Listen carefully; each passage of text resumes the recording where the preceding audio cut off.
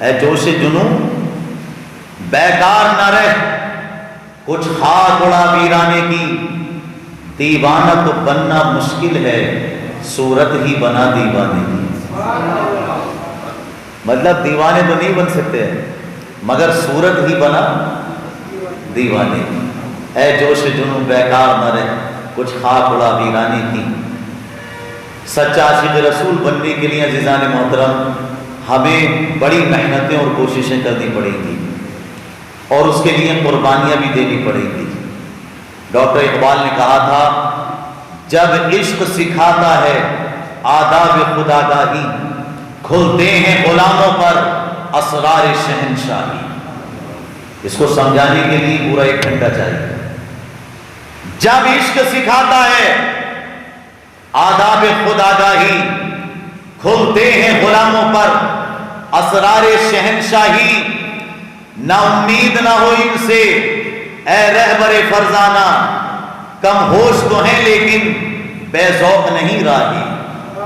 کم ہوش تو ہیں لیکن بے ذوق نہیں راہی، دارا و سکندر سے وہ مرد فقیر اولا۔ دارا اور سکندر سے، دارا کون ہے؟ طاقتور آدمی۔ سکندر کون ہے؟ اپنے وقت کا پوری دنیا پر بادشاہت کرنے والا آدمی۔ دارا و سکندر سے وہ مرد فقیر اولا ہو جس کی فقیری میں بوئے اسد اللہ، ہو جس کی فقیری میں بوئے اسد اللہ۔ اور آگے کہتے ہیں عطار ہو رومی ہو، رازی ہو غزالی ہو، عطار ہو رومی ہو، رازی ہو غزالی ہو، کچھ ہاتھ نہیں آتا بے آہ سحرگاہی، کچھ ہاتھ نہیں آتا بے آہ سحرگاہی۔ مطلب یہ کہہ رہے ہیں کہ اپنے وقت کے جو بڑے بڑے بزرگ گزرے، حضرت عطار جن کا لقب تھا رضی اللہ تعالیٰ عنہ، حضرت رومی مولانا روم علی رحمۃ اللہ رضوان، اور رازی امام فخر الدین رازی تفسیر کبیر جنہوں نے لکھی، یا پھر غزالی امام محمد غزالی 1000 سال پہلے کے بزرگ، اور آج بھی ان کی کتابیں مدرسوں میں پڑھائی جاتی ہیں۔ یہ سارے لوگ انہیں اتنا بڑا مقام ملا تو سحر گاہی میں اٹھنے سے ملا۔ مطلب یہ کہ رات بھر جاگ کر کے بھی عبادت کرتے تھے اور سحر کے وقت اٹھ کر کے وہ بیدار ہو کر کے الحمدللہ خدا کی عبادت میں مشغول ہو جایا کرتے تھے۔ یہ نہیں کہ آج کے دور میں ہمارے نوجوان حضرات 12-1-2 بجے تک جاگیں گے اور صبح میں 10-11 بجے تک اٹھیں گے، یہ طریقہ ان کا نہیں تھا۔ ان کا طریقہ بڑا افضل اور اعلیٰ ہوا کرتا تھا۔ تو اپنے عادات کو اور حالات کو بدلنے کی کوشش کیجئے اور اپنے اندر پیارے آقا صلی اللہ علیہ وسلم کی محبت کو جگانے کی کوشش کیجئے۔ جیسا کہ کافی ٹائم سے نعت و منقبتوں کا سلسلہ جاری ہے، مولا تبارک و تعالی ہم سب کو برکت اور رحمت عطا فرمائے۔ آج بھلے ہی مجمع کم ہے لیکن مجمع میں دم ہو تو انشاءاللہ بہار آ جائے۔ بے خود کیے دیتے ہیں انداز حجابانہ۔ نعت پاک بھی سن لو ایک، یہ تو ڈاکٹر اقبال کے اشعار تھے، میں نے جو مرد مومن کو جگانے کے لیے انہوں نے بولے۔ اب نعت سنیے آپ، بے خود کیے دیتے ہیں انداز حجابانہ، آ دل میں تجھے رکھ لوں اے جلوے جانانہ۔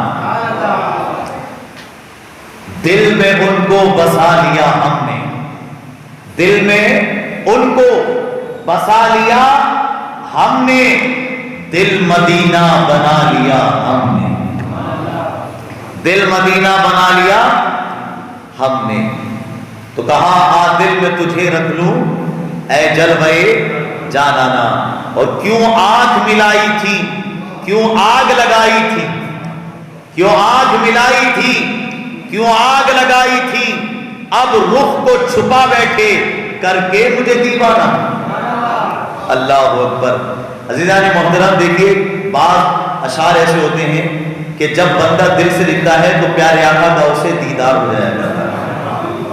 الحمدللہ یہ غالباً اسی وقت کا منظر ہے جو عرض کر رہے ہیں آقا کی بارگاہ میں کہ آپ رخ کو چھپا بیٹھے یا رسول اللہ کر کے مجھے دیوانہ، اور جی چاہتا ہے تحفے میں بھیجوں میں انہیں آنکھیں، جی چاہتا ہے تحفے میں بھیجوں میں انہیں آنکھیں، درشن کا تو درشن ہو، نذرانے کا نذرانہ، یعنی دیدار کا دیدار بھی ہو جائے اور نذرانے کا نذرانہ بھی ہو جائے۔ بہت سوچ سمجھ کے شعر لکھا گیا، اور آگے کہتے ہیں پینے کو تو میں پی لوں گا پر عرض ذرا سی ہے، پینے کو تو میں پی لوں گا پر عرض ذرا سی ہے کہ اجمیر کا ساقی ہو بغداد کا میخانہ۔ ماشاءاللہ حضور خواجہ غریب نواز علی رحمت و رضوان اپنے ہاتھوں سے پلا رہے ہوں اور ہمارے غوث پاک کے بغداد میں یہ محفل ہو رہی ہو، سبحان اللہ۔ بے دم میری قسمت میں سجدے ہیں اسی در کے، اور چھوٹا ہے نہ چھوٹے گا سنگے در جانا۔ کبھی انشاءاللہ نبی کا در نہ چھوٹا تھا، نہ چھوٹا ہے اور نہ ہی چھوٹے گا۔ نبی کا دامن نہیں چھوڑیں گے، حضور غوث پاک کا دامن انشاءاللہ، سارے اولیاء کا دامن، سارے انبیاء کا دامن۔ مطلب یہ ہے دامن پکڑنے سے مطلب یہ ہے کہ ان کے طریقے پہ چلیں گے، ان کے طریقے سے کبھی نہیں ہٹیں گے۔ جس طریقے سے انہوں نے اپنی زندگی کو گزارا، پریشانیاں بھی آئیں، غم بھی آئے، لیکن انہوں نے دین کی راہوں سے اپنے قدموں کو نہیں ہٹایا۔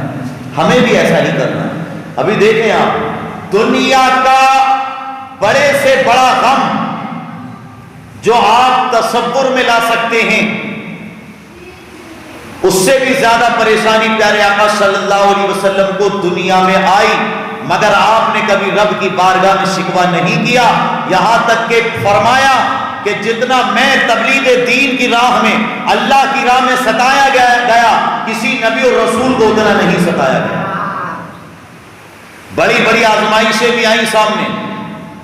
ابھی جیسا کہ کل آپ نے سنا، حضرت عبداللہ رضی اللہ تعالیٰ عنہ آپ کے والد گرامی، آپ کے دنیا میں تشریف لانے سے پہلے ہی داریے جو ہے راہی ملک بقا ہو گئے، لیکن عزیزان محترم اس کے بعد بھی، اتنے غموں کے بعد بھی، پیارے آقا صلی اللہ علیہ وآلہ وسلم کی والدہ محترمہ، یہ ایک روایت میں آتا ہے کہ جب آپ کبھی باہر نکلتی کسی خاص مقصد کے لیے تو آپ حیران ہوں گے کہ پیارے آقا صلی اللہ علیہ وسلم آپ کے شکم مبارک میں تھے، جو بھی پتھر اور پیڑ سامنے آتا تھا وہ آپ کو دیکھ کے کہتا تھا کہ تم پر درود و سلام ہو اے رسول اللہ کی والدہ، اے رسول اللہ صلی اللہ علیہ وسلم کی ماں، تم پر درود اور سلام ہو۔ پتھر اور پیڑ سامنے آ کر کے یہ کہا کرتا ہے۔ یہاں تک کہ حضرت عبد المطلب رضی اللہ تعالیٰ عنہ جب ایک مرتبہ داخل ہوئے گھر میں تو بڑی خوشبو جو ہے ان کو، مطلب یہ کہ بڑی خوشبو آئی، تو انہوں نے پوچھا اے آمنہ، ابھی تمہارے شوہر کو اتنا عرصہ نہیں ہوا کہ تم خوشبو لگا کر کے جو ہے عدت نہ کرو، بلکہ تمہیں ابھی تو سوگ میں رہنا چاہیے، لیکن یہ تم نے خوشبو کیوں لگائی ہے؟ حضرت آمنہ رضی اللہ تعالیٰ عنہ فرماتی ہیں کہ میں اس بات کے لیے آپ سے کہہ سکتی ہوں کہ میں نے کوئی خوشبو نہیں لگائی ہے، بلکہ سنیے، جب سے آپ کے بیٹے عبداللہ، حضرت عبداللہ رضی اللہ عنہ کی امانت میرے شکم میں آئی ہے، میرے جسم سے خوشبو ہی آتی رہتی ہے۔ الحمدللہ۔ اب آگے سنیے کیا ہوتا ہے۔ جس طرح سورج نکلنے سے پہلے ستاروں کی روپوشی اور صبح صادق کی سفیدی، شفق کی سرخی اور سورج نکلنے کی خوشخبری دینے لگتی ہے، اسی طرح جب آفتاب رسالت کے طلوع کا زمانہ قریب آیا تو اطراف عالم میں بہت سے ایسے عجیب واقعات اور خوارق عادات بطور علامات کے ظاہر ہونے لگے جو ساری کائنات کو جھنجھوڑ کر یہ بشارت دینے لگے کہ اب رسالت کا آفتاب اپنی پوری آب و تاب کے ساتھ دنیا میں ظہور پذیر ہونے والا ہے۔ کیا ہوا؟ چنانچہ اصحاب فیل کی ہلاکت کا واقعہ پیارے آقا سے 55 دن پہلے ہی ان ظالموں کا صفایا کر دیا گیا۔ آقا صلی اللہ علیہ وسلم ابھی 55 دن کے بعد دنیا میں تشریف لائیں گے، اور آپ کے آنے سے پہلے ہی وہ ابرہہ کا پورا لشکر اور اس کے سارے جو بھی ساتھی تھے برباد کر دیے گئے۔ اور سنیے، ناگہاں باران رحمت سے سرزمین عرب کا سرسبز و شاداب ہو جانا، مطلب یہ کہ آپ کے دنیا میں آنے سے پہلے ایسی بارش ہوئی کہ وہ خشک زمینیں جن پر کبھی سبزہ نہیں اگتا تھا، پیارے آقا کے آنے سے پہلے ساری زمینوں میں الحمدللہ سبزہ پیدا ہو گیا، ساری زمینیں پربہار ہو گئیں۔ یہ آنے سے پہلے اہتمام ہو رہا ہے۔ دیکھیے آپ کس طریقے سے کائنات کو سجایا جا رہا ہے۔ آگے دیکھیں، برسوں کی خشک سالی دفع ہو گئی، پورے ملک میں خوشحالی کا دورہ ہو گیا۔ وہ بت جو تھے وہ منہ کے بل گر گئے۔ فارس کے مجوسیوں کی 1000 سے جلائی ہوئی آگ ایک لمحے میں بجھ گئی۔ جو فارس کے مجوسی تھے، ملک فارس کے مجوسی، مطلب مجوسی کہتے ہیں آگ کی پوجا کرنے والوں کو، جو آگ کی عبادت کرتے ہیں نا ان کو مجوسی کہتے ہیں۔ 1000 سال سے انہوں نے آگ کو جلا رکھا تھا، 1000 سال سے وہ آگ کی پوجا کرتے تھے، آگ کو خدا مانتے تھے، آگ کو جو ہے وہ اپنا معبود مانتے تھے۔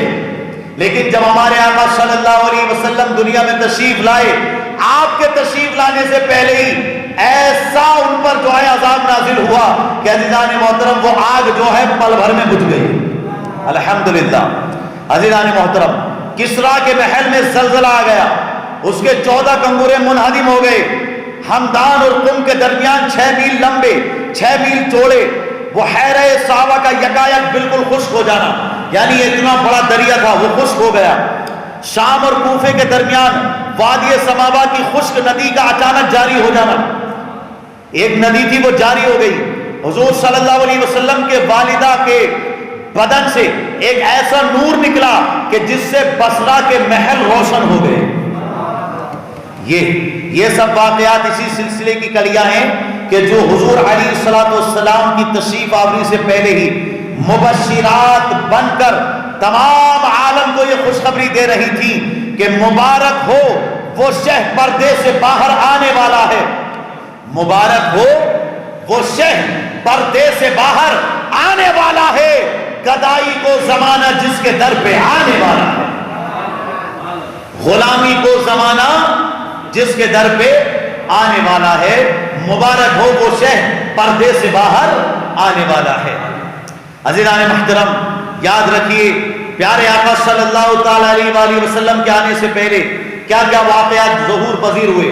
جیسا کہ کل میں نے وہ واقعہ بیان کیا، آج پھر آپ کے سامنے بیان کر دیتا ہوں کہ دلائل النبوہ میں حضرت عبداللہ بن عباس رضی اللہ تعالیٰ عنہ کی روایت، کیونکہ یہ آپ کو یاد بھی رکھنا، دوسروں کو بتانا بھی ہے۔ پہلی حدیث پاک سنیے آپ کہ جس رات حضور اکرم کا نور نبوت حضرت عبداللہ کی پشت اقدس سے حضرت آمنہ کے وطن مقدس میں منتقل ہوا، روئے زمین کے تمام چوپایوں خصوصاً قریش کے جانوروں کو اللہ نے بولنے کی طاقت عطا فرمائی، اور انہوں نے بزبان فصیح اعلان کیا کہ آج اللہ کا وہ مقدس رسول شکم مادر میں جلوہ گر ہو گیا جس کے سر پر تمام دنیا کی امامت کا تاج ہے۔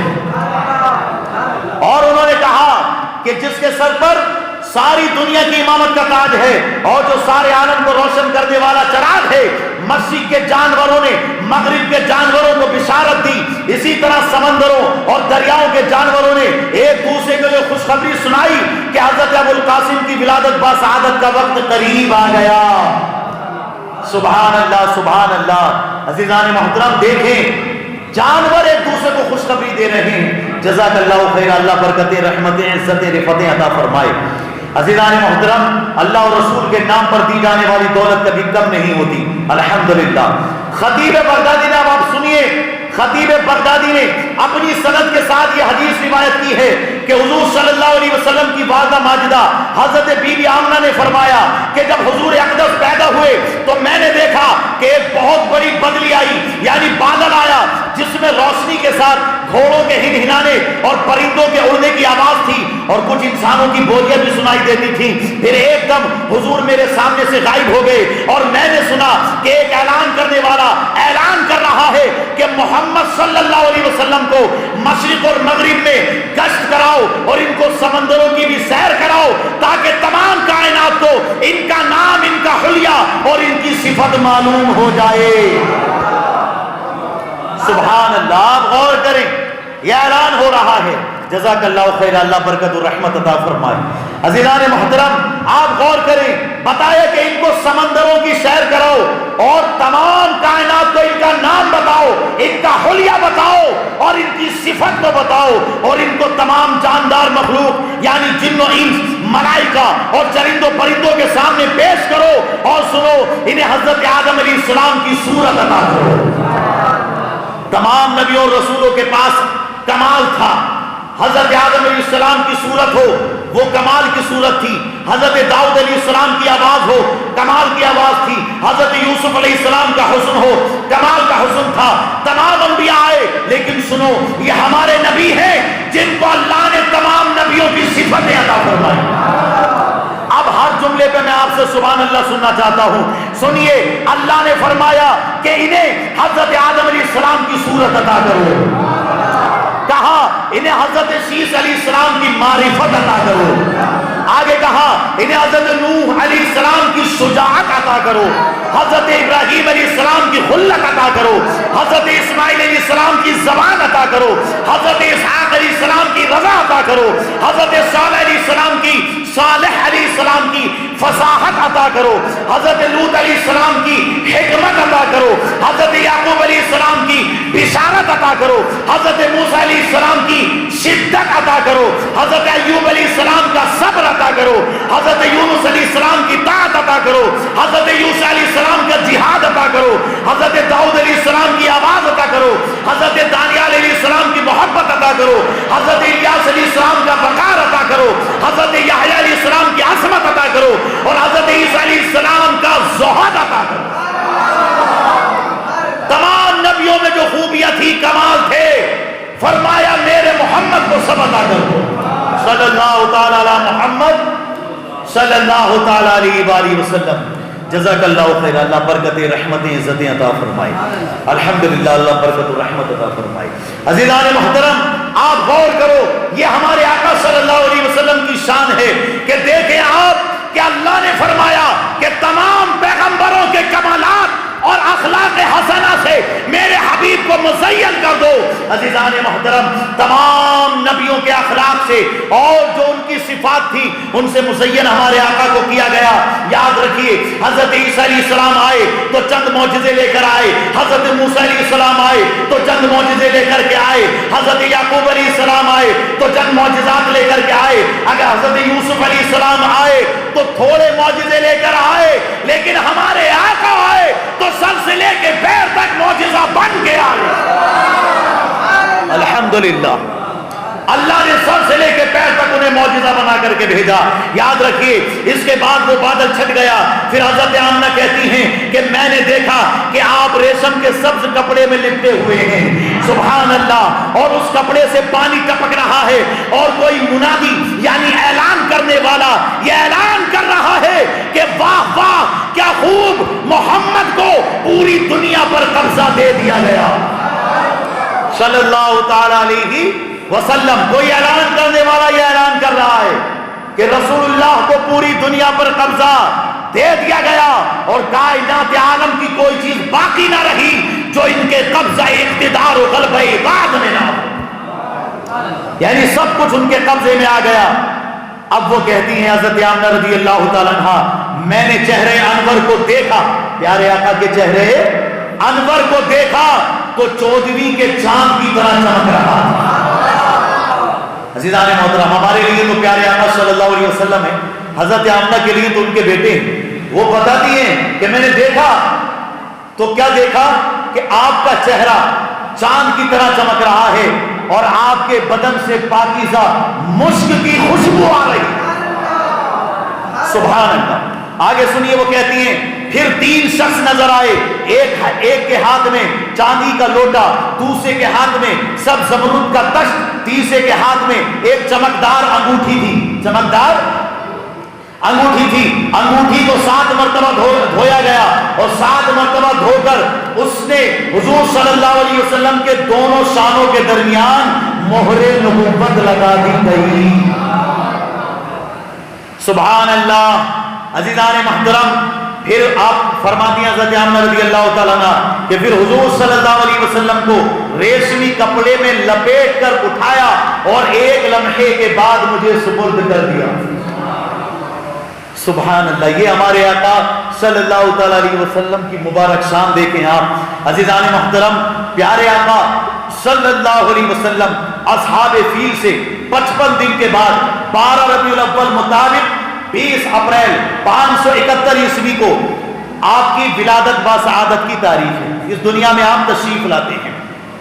اہل مکہ کا بھی اسی پر عمل درآمد ہے کہ وہ لوگ 12 ربیع الاول ہی کو کاشان نبوت کی زیارت کے لیے جاتے ہیں اور وہاں میلاد شریف کی محفلیں منعقد کرتے ہیں۔ آگے سنیے، تاریخ عالم میں یہ وہ نرالا اور عظمت والا دن ہے کہ اسی روز عالم ہستی کے ایجاد کا باعث دنیا میں تشریف لایا۔ گردش لیل و نہار کا مطلوب، خلق آدم کا رمز، کشتی نوح کی حفاظت کا راز، بانی کعبہ کی دعا اور ابن مریم کی بشارت کا ظہور ہوا۔ ابن مریم کون ہے؟ حضرت عیسیٰ علیہ السلام۔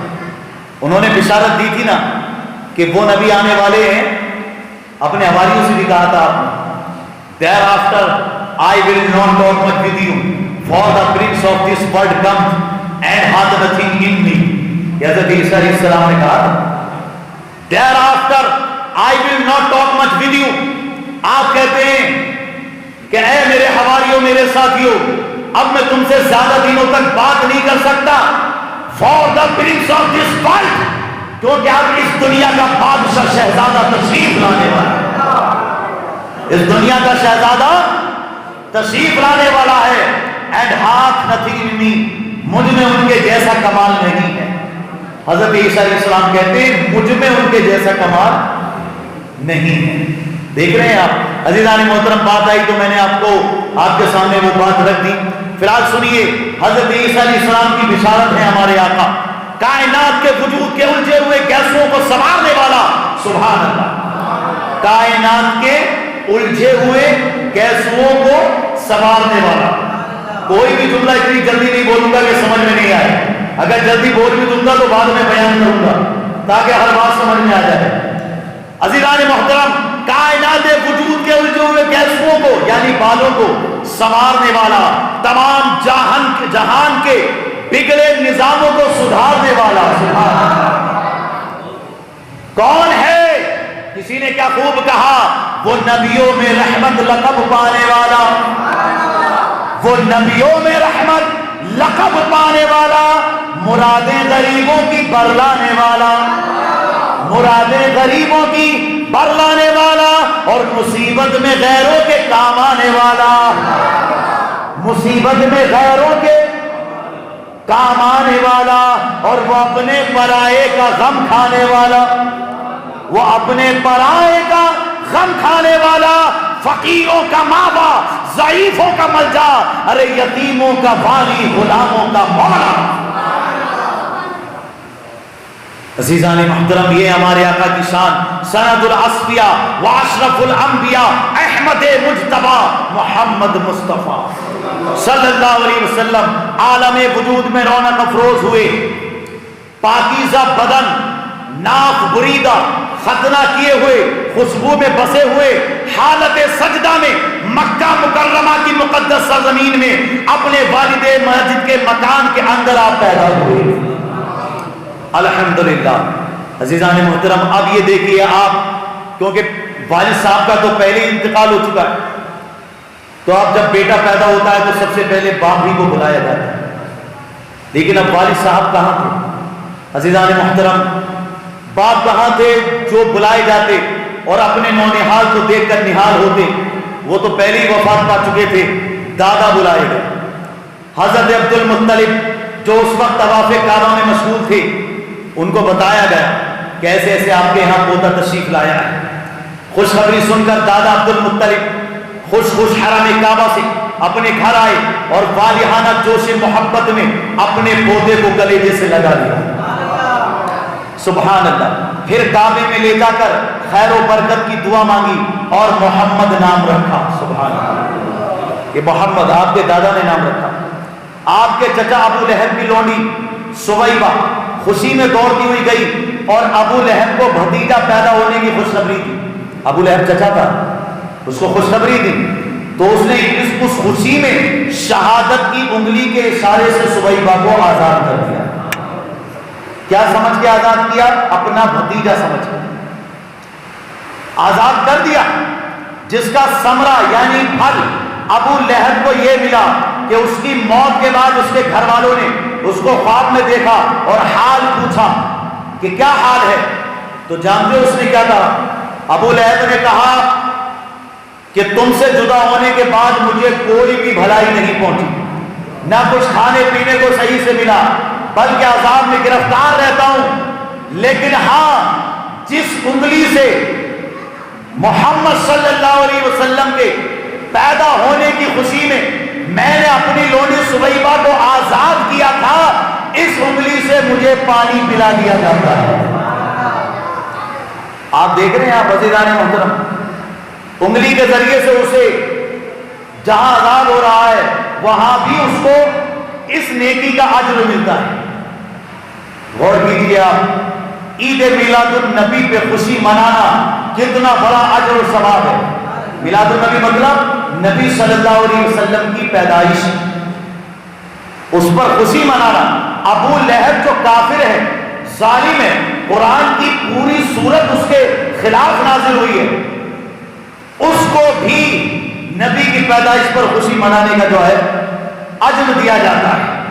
علامہ شیخ عبدالحق محدث دہلوی نے اس پر کہا کہ جب ابو لہب جیسے کافر کو اجر ملا تو اے مسلمان تجھے اجر کیوں نہ ملے گا؟ تو خوش ہو جا کہ جب ابو لہب جیسے ظالم کو اجر مل رہا ہے وہاں پر اور اس کو بھی جزا دی جا رہی ہے، تو پھر اہل ایمان جو نبی کی محبت میں خوشیاں مناتے ہیں انہیں اللہ کیسے کیسے انعامات عطا فرمائے. یہ مفہوم تھا آپ کی باتوں کا.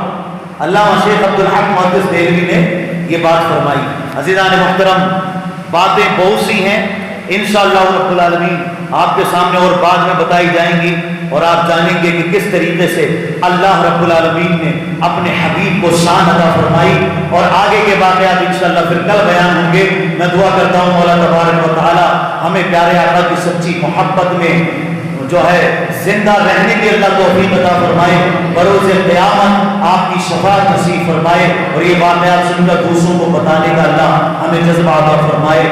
وآخر دعوانا ان الحمد للہ رب العالمین. السلام علیکم ورحمۃ اللہ.